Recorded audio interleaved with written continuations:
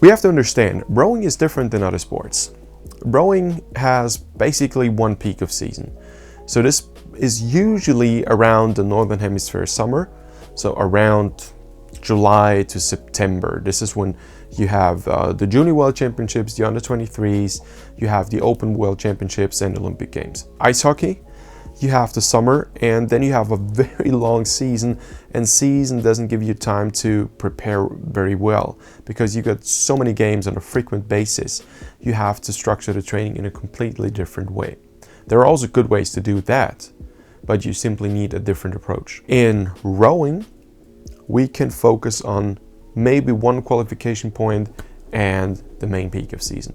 And my general approach to that is I take my time, I cut the year into 4 different parts of the season. The first part is what I call the general preparation. Now, what we do there, we have the basic endurance and the basic strength training. The basic endurance means everything between very low endurance steady state levels to medium intensities. With medium intensities, I mean something around the 4 to 5 minimal area. So after your main peak of season, and then when you take your time off, then we start again around November, December, maybe late October.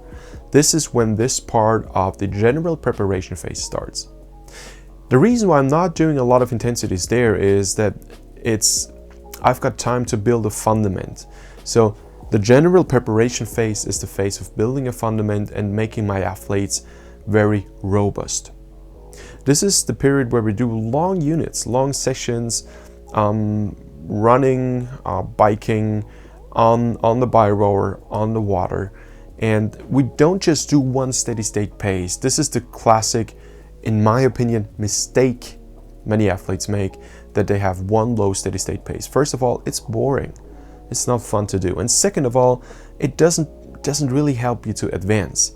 What helps, and I keep on repeating this in many videos, play the piano up and down. So play all the different levels up and down.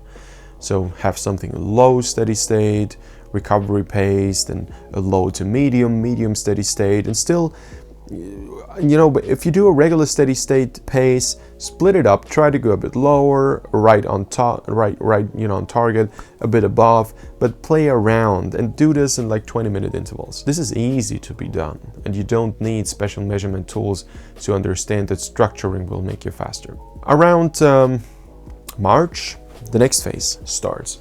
The next phase is the specific preparation. Specific means I'm very focused on having a lot of time in the boat. So I'm gradually now moving into higher stroke rates, if you want to call it this way. I just call it body angle speeds, which means I teach the body gradually to move quicker, to be able to mobilize more lactate, but gradually. Around this time, a lot of teams do very intensive stuff. Also during the general preparation, interestingly, there are many indoor championships. Not important for me. I want to take my time, If I take my time during general preparation, and I really don't care about any results from indoor championships. Again, talking about the skyscraper, if you want to build a skyscraper, you got to take your time, build the fundament. There is no use when you're still, laying concrete for the fundament and just digging a hole, that somebody says, hey, I want to build, the window in story number 6. This is like the indoor championships. Who cares about story number 6? This is not the time right now. In the specific preparation, we now gradually move to the higher levels, which means we also keep the low endurance stuff, we keep the medium endurance stuff, and now we start to work a bit around and above the anaerobic threshold level. Now, the anaerobic threshold level correlates with lactate. Lactate is just one way to measure it. And if you don't know what lactate is, I'm going to link a video right there. It talks about lactate, how to work with it, what it is, etc. It's really important to know. In March, February, April, we would do things like 15 minutes around the 4 minimal level, 5 minimal level, sometimes even 20 minutes around the 4 minimal level. Things like a ladder, the classic, everybody knows that. So 2 minutes of stroke rate 22, 2 minutes of stroke rate 24, 2 of 26, 2 of 28. The idea is to generate full force over the middle drive, to help the body understand that you propel the boat with the hip motion, not so much with raw power.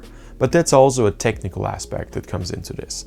As I'm gradually moving my athletes physiologically and technically and also mentally speaking into faster paces, which is what specific preparation basically means, my athletes start to get very self-confident, not just from a mental point of view, but also from a physiological point of view. Imagine if your body can basically handle every challenge you throw at it. What do you think? You're invincible. See? And I'm throwing challenges at the body. I prepared the body before. And this is the main idea. Not just about, periodization of a full year, but also about the entire training. Sometimes I intentionally overload it, but then my athletes and I know that the goal now is to move past your own border. Now, this is a different feeling. If I tell you as a coach, do this, and I don't tell you what the goal is, you will probably feel like a loser. And this is something that changes also your biochemistry in your body. And biochemistry and mentality correlate. It goes hand in hand. This is why I'm so keen on having a fully integrated, fully comprehensive approach to training. It's got to be one thing. Okay, so around the specific preparation, we increase the intensities, we increase the volume. Generally, I keep my volume pretty steady around the entire year. I just, structure it differently. But if there is a period around the year where I actually increase it a bit, it's going to be around February, March, April. And largely owed to the fact that I have a lot around the 3 to 4 to 5 millimole area, and you just need long intervals in this. But this is going to lay the fundament later on to be able to cope with a lot of high intensities. Good.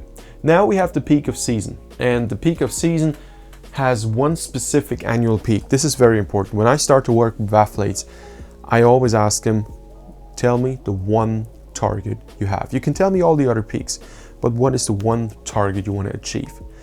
And everything we do has to follow that one principle to reach this goal. All the rest is basically an add-on. It's something we can use if you have some, qualification processes before, if you have important championships before. That's all good. See, my personal philosophy is if you need to peak for qualification, you're probably not good enough to make it at your final peak. Put it in other words, if you have to put everything you have into the qualification and peak way too early, which means put in way too many intensities too early just to be good at qualification, you will not be at the same level or better at the peak of season. Now, this is nothing I assume, that's a fact. So this is why I usually structure the qualification as a pre-peak, but not as the main peak. So I wouldn't have huge volumes of intensities before just to prepare you. No, just part of the process. And along the way, you should be able to sniff the qualifications. Just easy, got it. Okay, and the amount of intensities, of course, increases. Now, after your peak of season, one thing I forgot to mention, recovery sessions. This is what I meant with keeping the volume at the same level, which means I have very high intensities, but I also keep the low stuff to help the body recover. I talked about this in different videos. It's important to understand that your body just can't cope now with lots of intensities, but still take away all the recovery options at the same time. So if you keep the recovery options, which means long sessions on the bike, around, vary a bit around the low level stuff, this helps your body to clean out all the particles that are being produced and cannot be transported away in the muscles during high intensity work. You also sleep better. Okay, and then it's the recovery period. So during the recovery period, we have 3 things I'm focusing on: get out of the boat, do alternative training forms, avoid excessive intensities. So this is when I'd say, okay, if you love to climb, go climbing. If you love to do mountaineering, climb a mountain, do it. You know, do the fun stuff. Rowing is something that's absolutely cool, but it's nice to get out of the boat every once in a while. But it's important to keep somewhat of a structure in your training. Not so much that I'd write down, do mountain climbing, do this, do that, but I write down what is the target. You know, it doesn't make any sense to say, okay, in the off season I'm gonna do, I don't know, fun sprint racing. If you really have a great goal next year, you shouldn't do that. Off season should be fun, not a lot of intensities. You know, completely change your environment, your training environment for a while. We do this for around a month or so, maybe 6 weeks. And then we again start with the same cycle. So we have general preparation, specific preparation, peak of season, recovery period. This is the main idea of how I structure an entire year. And this leads to the point where athletes are very confident, barely ever get ill. People who have been working with me have a reputation of being quite robust. If you have any further questions, please put them in the comment section below. As you all know, I read the comments. Some of you very, very interesting comments, so thank you very much. Also, thank you very much for the good feedback. I will probably post dates on YouTube Live now anytime soon. So there's been quite some interest also by email. If you think somebody else could be interested in this video, share it.